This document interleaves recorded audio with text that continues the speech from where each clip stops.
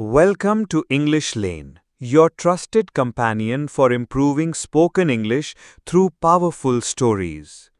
Today, we bring you the life of a man whose journey from selling tea at a railway station to leading one of the world's largest democracies has inspired millions. He is a symbol of grit, discipline, and bold leadership. His name is Narendra Modi. As you listen, you will improve your pronunciation, develop your listening skills, and learn how to describe complex life stories in fluent English. Let's begin this incredible journey. Narendra Modi was born on September 17, 1950 in Vadnagar, a small town in northern Gujarat. He was the third of 6 children in a lower middle-class family. His father, Damodar Das Mulchand Modi, sold tea at the Vadnagar railway station. Young Narendra would assist his father in running the tea stall, serving passengers and listening to conversations of travelers from faraway places. These early experiences developed in him a strong sense of observation and understanding of people. Despite financial hardships, Modi was a diligent student and a keen debater. He had a passion for theatre and loved reading books. While many children of his age focused on games, Narendra spent hours reading stories of India's freedom struggle, legendary leaders, and spiritual texts like the Bhagavad Gita. From a young age, Modi showed signs of being different. While his peers dreamt of regular jobs, he dreamt of serving the country.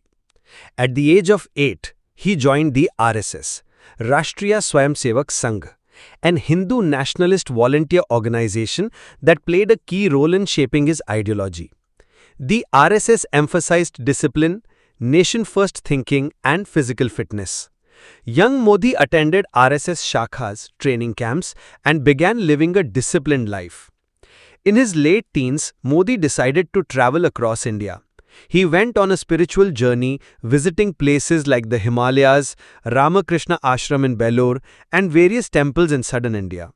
This phase of his life remains mysterious, as he never spoke much about what he discovered during those years.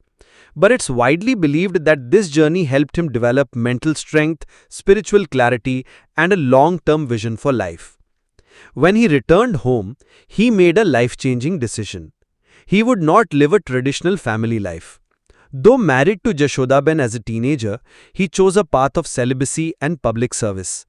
This personal sacrifice allowed him to dedicate himself fully to political work.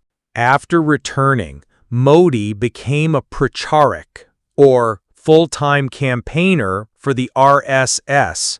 He worked tirelessly behind the scenes, traveling from village to village, organizing events, and spreading the organization's values. He was known for his hard work, simple living, and sharp organizational abilities. In the early 1980s, the RSS assigned him to work with its political affiliate, the Bharatiya Janata Party, or BJP. This was a turning point. He began as a low-level functionary, but quickly rose through the ranks due to his strategic mind, communication skills, and ability to connect with common people. By the 1990s, Modi had become a key planner behind BJP's campaigns in Gujarat and later at the national level. He was deeply involved in L.K. Advani's Ram Rath Yatra and played a major role in shaping BJP's image as a nationalistic, development-oriented party. In 2001, Gujarat faced a devastating earthquake, killing over 20,000 people. The state government was widely criticized for poor response. Around the same time, the chief minister resigned. BJP chose Narendra Modi as his replacement, despite him having never held an elected office before. As Gujarat's new chief minister, Modi's first challenge was reconstruction after the earthquake. He approached it with speed and discipline. Roads were rebuilt, houses were restored, and power was brought back to affected villages, all with clockwork efficiency. However, tragedy struck again in 2002 when a train carrying Hindu pilgrims was burned in Godhra, killing 59 people. This sparked widespread communal riots in Gujarat, leading to the deaths of hundreds, mostly Muslims. Modi's administration was accused of not doing enough to control the violence. Though he denied all allegations and was cleared by the Supreme Court years later, the event remains one of the most controversial episodes of his career. Despite the controversy, Modi continued to push a narrative of Vikas, development. Over the next decade, he transformed Gujarat into an industrial and investment hub. He attracted big corporations like Tata, Reliance, and Ford to set up manufacturing units in the state. Roads were widened, power became 24/7, and rural electrification expanded. His supporters began calling it the Gujarat model of development. As 2014 approached, India was facing high corruption scandals, economic slowdown, and public frustration. The ruling party, Congress, was losing popularity. The BJP made a bold move. They declared Narendra Modi as their prime ministerial candidate. Modi began one of the largest election campaigns in Indian history. He traveled to hundreds of cities and villages, speaking in rallies, giving interviews, and using social media to connect with millions. His speeches focused on youth empowerment, jobs, national pride, and good governance. His slogan, Sabka Saath, Sabka Vikas, together with all, development for all, resonated with millions of Indians. The election result was historic. For the first time in 30 years, a single party, led by Modi, gained a clear majority in parliament. On May 26, 2014, Narendra Modi took the oath as Prime Minister of India. As Prime Minister, Modi began with symbolic yet powerful actions. He invited all South Asian leaders to his swearing-in ceremony, signaling a regional focus. His first address emphasized transparency, development, and minimum government, maximum governance. He launched several ambitious programs. Swachh Bharat Abhiyan to make India cleaner. Digital India to connect rural areas with technology. Jan Dhan Yojana, which opened over 300 million bank accounts for the unbanked. Make in India to promote manufacturing and job creation. Ujjwala Yojana providing gas connections to poor households. Modi became known for his energetic work ethic, waking at 4 a.m., working long hours, avoiding vacations.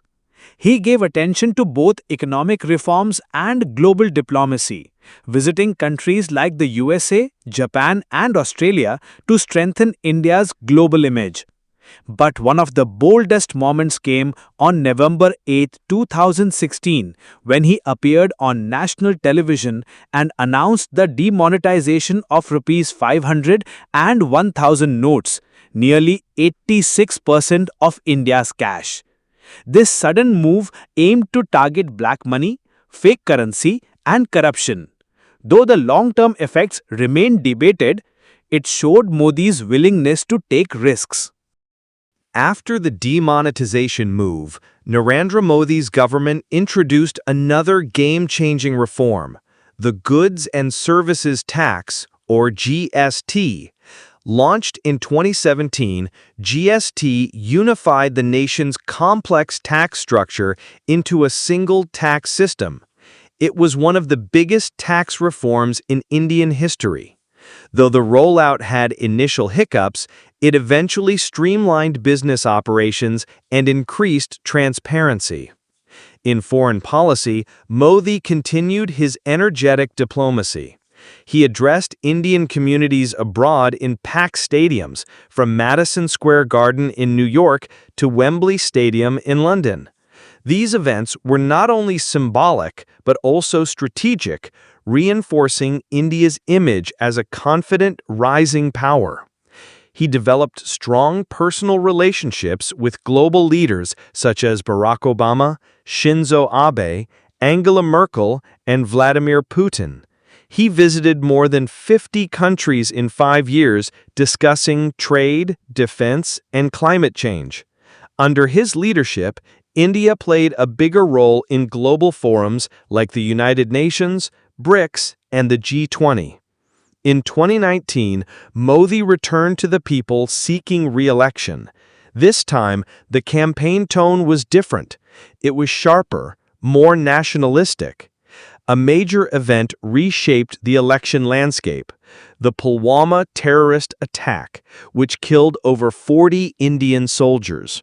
In response, the Indian Air Force conducted a surgical strike in Balakot, Pakistan, a move widely praised by his supporters and cited as a strong example of leadership. The 2019 election resulted in an even bigger victory for Modi and the BJP. It was a clear endorsement of his leadership. His second term began with bold decisions. One of the most historic moves was the abrogation of Article 370 in August 2019. This removed the special status of Jammu and Kashmir, a subject that had been politically sensitive for decades. The move was supported by many who believed it would integrate Kashmir fully into India. However, it also sparked international concern and local unrest, with the region placed under lockdown and communication blackout. Another highly debated decision was the introduction of the Citizenship Amendment Act, CAA. The act offered fast-track citizenship to non-Muslim immigrants from Pakistan, Bangladesh, and Afghanistan. Critics called it discriminatory and unconstitutional. Massive protests erupted across the country, including at Delhi's Shaheen Bagh, where women led a peaceful sit-in protest for over 100 days. At the same time, Modi's government pushed forward with a national register of citizens in Assam, intended to identify illegal immigrants. The issue remained polarizing and deeply emotional. In early 2020, the COVID-19 pandemic hit the world, and India faced an unprecedented crisis. Modi took quick action. On March 24, 2020, he announced a nationwide lockdown, one of the strictest in the world. The move was praised by health experts for its urgency, but it also brought challenges. Millions of migrant workers were stranded, jobs were lost, and the economy suffered. Modi addressed the nation multiple times during the crisis, encouraging people with slogans like Janta Curfew, Go Corona Go, and Atma Nirbhar Bharat, Self-Reliant India. Under his leadership, India launched one of the world's largest vaccination drives, distributing vaccines not only to Indians but also to neighboring countries under the Vaccine Maitri initiative. Though the second wave in 2021 brought immense tragedy and criticism over oxygen shortages, the government's vaccine campaign helped stabilize the situation in the following months. Throughout his second term, Modi remained a polarizing figure. His supporters viewed him as a decisive reformer who brought India back to the global center stage. His critics, however, warned about rising authoritarianism, shrinking press freedom, and the increasing marginalization of minorities. One of the most prolonged challenges came in 2020-2021 with the introduction of 3 new farm laws. Farmers, especially from Punjab and Haryana, protested against the laws, fearing corporate takeover of agriculture. The protests continued for over a year, with thousands of farmers camping at Delhi's borders. Eventually, Modi repealed the laws in 2021, stating that although his intentions were pure, he could not convince the farmers.